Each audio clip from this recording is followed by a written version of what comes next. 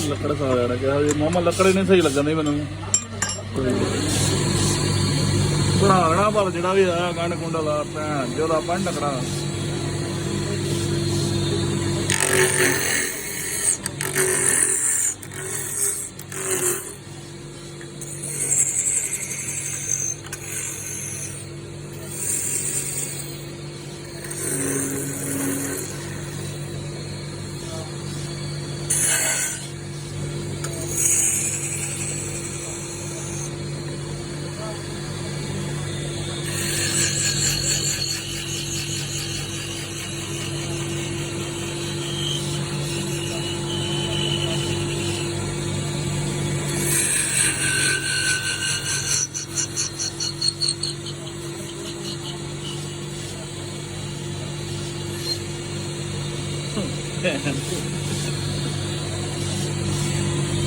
ਜਾਵੀ ਲੱਗੀ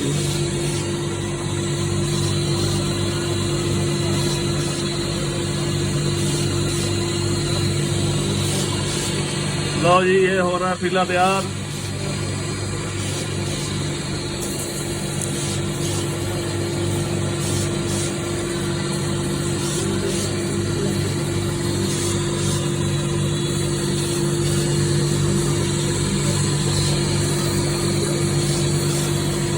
ਸਾਰੀਆਂ ਲੀਕਾਂ ਹੀ ਪੈ ਰਹੀਆਂ